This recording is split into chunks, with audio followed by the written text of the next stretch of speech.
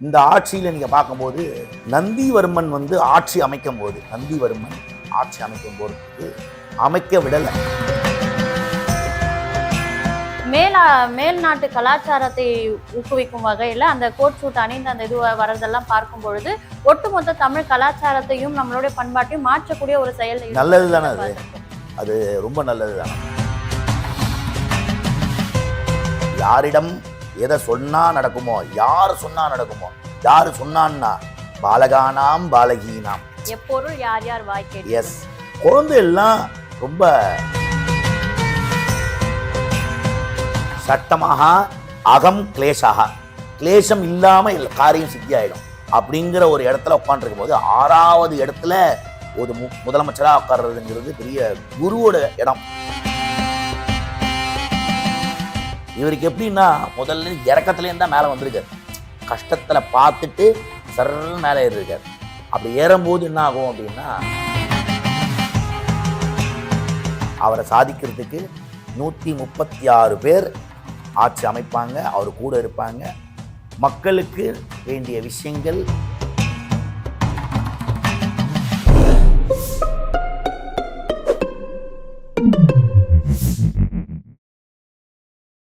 ஸ்ரீராம் குருஜி ஊடக நேயர்களுக்கு வணக்கம். நான் உங்கள் பவித்ரா சிவகுமார்.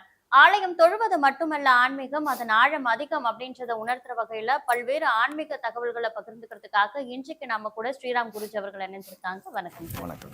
இந்த ஆட்சியில நீங்க பார்க்கும்போது நந்திவர்மன் ஆட்சி அமைக்கும் போறதுக்கு அமைக்க விடலை. அது ஒரு சின்ன ஒரு விஷயமா சொல்லிடுறேன். அந்த நந்திவர்மன் ஆட்சி அமைக்கும் போது எவ்வளோ சோதனை வரணுமோ அவ்வளோ சோதனைகள் அவருக்கு. தன் பொண்டாட்டி அவரை விட்டு போயிட்டாங்க, தன் சுற்றோர்கள் விட்டுட்டு போயிட்டாங்க, யாரும் நம்பலை. அந்த நம்பாத சூழ்நிலையும் மக்களை காப்பாற்றணும் அப்படிங்கிறதுக்காக நந்திவர்மன் ஆட்சியில் அமர்ந்தார். நந்திவர்மன் காலத்தில் என்னென்ன கோவில் வந்திருக்கு அப்படின்னு பார்த்தீங்கன்னா, சோழ ராஜா ஆண்ட ஒரு கோவில் ஆனப்பட்டது வந்தது. கைலாய நாயகி சமேத கைலாசநாத சாமி, இலைமுலை நாயகி சமேத ஆண்டீஸ்வர சுவாமி, அந்த மாதிரி நிறைய ஆன்மீக ஒரு ஸ்தலமான, பூர்வீக ஸ்தலமான, காரிய சித்தி ஆகர ஸ்தலமான ஒரு விஷயம் நிறைய நடந்தது. அதே மாதிரி தான் இவருக்கும் இருக்கும். ஜலம் கஷ்டம் வரும். என்னன்னா மழைக்கு நிறைய வாய்ப்பு. டஃப்பான ஒரு ஆட்சி. அதான் 4வது மாதம் 4 மாதம் வரலும் கொஞ்சம் டஃப்பாக இருக்கும். இதில் எதெல்லாம் இவர் ரொம்ப கான்ஃபிடண்டாக பண்ணணும் அப்படின்னா, மழையை சேமிக்கக்கூடிய விஷயங்கள் நிறைய பண்ணணும். மக்களுக்கு வேண்டிய அடிப்படை விஷயங்கள் நிறைய பண்ண போகிறார். மக்களுக்கு அடிப்படை விஷயம் பண்ணிட்டார் அப்படின்னா எல்லா கஷ்டங்களும் நிவர்த்தி ஆகிடும். அதனால் தனம் தானியம் சகல சௌபாகியங்களும் இந்த ஆட்சியில் இருக்கும். அதுதான் கணிச்சிருக்கும். இப்போ தமிழகத்தை பொறுத்த வரைக்கும் பாத்தீங்கன்னா, அரசியல்வாதிகள் அப்படின்னாலே கதர் உடை, அந்த வெள்ளை கதர் உடை அப்படின்றது அவங்களுடைய ஒரு வழக்கமான பாணியா இருக்கு. ஆனா இப்போ விஜய் பதவி ஏற்றிருக்கக்கூடிய விஜய் அவர்கள் பாத்தீங்கன்னா, மேல் நாட்டு கலாச்சாரத்தை ஊக்குவிக்கும் வகையில அந்த கோட் சூட் அணிந்து அந்த இது வரதெல்லாம் பார்க்கும் பொழுது ஒட்டுமொத்த தமிழ் கலாச்சாரத்தையும் நம்மளுடைய பண்பாட்டையும் மாற்றக்கூடிய ஒரு செயல். நல்லது தானே அது ரொம்ப நல்லது தானம்மா. நீங்க அதை கவனிக்கிறீங்க. கோட் ஷூட் மட்டும் தான் கவனிக்கிறீங்க. நாங்கள் ஆன்மீகத்தில் இருக்கிறதுனால ஒரு கலரை கவனிப்போம். அவர் என்ன கலர் கோட் போட்டிருந்தாரு பார்த்தீங்களா? அதுக்கு முன்னாடி அவர் பிரச்சாரத்துக்கு போகும்போது என்ன கலர் போட்டிருந்தான்னு பார்த்தீங்களா? பிரவுன் பேண்ட்டும் ஒயிட் ஷர்ட். பிரவுன் எந்த சுவாமியை சேரும் தெரியுமா? பிரவுன் எல்லா மகான்களையும், சித்தர்களையும் மகான்களையும் சேரக்கூடிய ஒரு விஷயங்கள். குருமார்களோட பரிபூர்ண கிருபை. அதனால தான் பாபாவை போய் பார்த்துருக்காரு. அதனால தான் ஒரு விஷயங்கள் ஒரு எடுத்து செய்யணும்னா அவர் பக்கத்திலேயே செங்கோட்டையன் அப்படின்னு ஒரு அமைச்சர் ஒருத்தர் உட்காந்துருக்காரு, புசி ஆனந்தன் இருக்காரு. அவருடைய உடை அவர் போட்டது இல்லாம தமிழகத்திலேயே ஒரு கோடு வேர்டா எல்லாராலையும் ஈர்க்கப்பட்டு எல்லாரும் ஓட்டு போடும்போது அந்த உடையை தான் போட்டு போய். ஏன்னா குரு கிருப்பைய ஆன்மீக ரீதியா நம்ம சொன்னா சில பேர் நம்புவாங்க, சில பேர் நம்ப மாட்டாங்க. ஆட்சியில உட்கார்றவர் ஒரு ஃபேமஸா இருக்கிற ஒரு மனுஷன் சொன்னா அது நடக்குதுங்கிற போது, யாரிடம் எதை சொன்னால் நடக்குமோ அவரிடம் அதை சொல்லணும் அப்படிங்கிறது ஒரு பழமொழியா இருக்கலாம். யாரிடம் எதை சொன்னா நடக்குமோ, யார் சொன்னா நடக்குமோ, யாரு சொன்னான்னா பாலகானாம் பாலகீனாம் எப்பொருள் யார் யார் வாய்க்கே. எஸ், குழந்தை எல்லாம் ரொம்ப ஒரு ஒரு சாநித்தியம். அந்த குழந்தைகளுக்கு என்ன தெரியும்? ஒரு 3 வயசு 4லேருந்து 7 வயசு குழந்தை வரலும் விஜய் மாமாங்குது. அரசியலை பற்றி தெரியாது. அந்த ஒரு இதை எல்லாரும் சொல்லி ஒரு கேள்வி என்னன்னா, சி எஸ் எஸ்ஸா சியா சி ஜோசப் என்கிற நான் அந்த ஒரு விஷயத்துக்காக எவ்வளோ மக்கள் எவ்வளோ குழந்தைகள் ஒரு விஷயமா இருந்தது. முத்துவேல் கருணாநிதி என்கின்ற நானுக்கும் ஜெயலலிதா என்கின்ற நானுக்கும் எம்ஜிஆருக்கு அது இருக்கும் இல்லையா, அது எம்ஜி ராமச்சந்திரன் என்கிற நான் இருக்கும். அண்ணாக்கு அவரோட இன்சில போட்டு அண்ணா என்கிற நான். அண்ணா இருக்கிற போது அந்த முதலமைச்சர் பதவி எப்படி இருந்தது அப்படின்னா, யாருக்கும் முதலமைச்சர் பற்றி தெரியாது, அமைச்சர் பற்றி தெரியாது, எம்எல்ஏ பற்றி தெரியாது, ஒரு அடிபட பக்கத்தில் இருக்க கவுன்சிலரை பற்றி தெரியாது, ஒரு கலை செயலாளரை பற்றி தெரியாது. ஆனால் நீங்கள் அதுலேருந்து அந்த வரிசையை எடுத்து பாருங்களேன். அண்ணா நம்மளுக்கு தெரிஞ்ச வரல வச்சுக்குவோம். அண்ணா, எம்ஜிஆர், ஜெயலலிதா, கருணாநிதி அண்டு ஸ்டாலின், அண்ட் அதுக்கப்புறம் 6ஆம் இடத்துல அவருக்கு 6ல் குரு இருக்கார். அப்படிங்கிற போது சஷ்டமம் பஞ்சமம் காரிய சிருஷ்டி சட்டமாக அகம் கிளேஷாக, கிளேஷம் இல்லாமல் காரியம் சித்தி ஆகிடும். அப்படிங்கிற ஒரு இடத்துல உட்காந்துருக்கும் போது 6வது இடத்துல ஒரு முதலமைச்சராக உட்கார்றதுங்கிறது பெரிய குருவோட இடம். குரு கடாட்சத்தினால்தான் அந்த ட்ரெஸ்ஸு. குரு யாருன்னு பார்த்தீங்கன்னா முருகர்.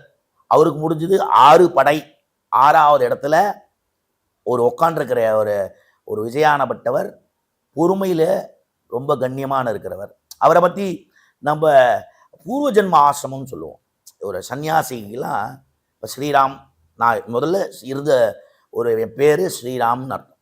நம்ம படித்து அவர் நிறைய ஆஸ்ட்ராலஜி சொல்லி அப்புறம் ஆன்மீகத்தில் இருந்து ஸ்ரீராம் குருஜி அப்படிங்கிற ஒரு பேர் வரும்போது, நான் பூர்வ ஜென்மத்தில் நான் குழந்தையில என்ன தப்புன்னா பண்ணிருக்கலாம். அந்த தப்பை ஸ்ரீராம் குருஜியாக இருக்கிற குழந்தையில பண்ணதுக்கும் இப்போ இருக்கிற ஒரு மெச்சூரிட்டிக்கு இருக்கிற டிஃப்ரெண்ட் இருக்கும் இல்லையோ, அந்த டிஃப்ரெண்ட் இந்த விஜயானப்பட்டவருக்கு இருக்கும்.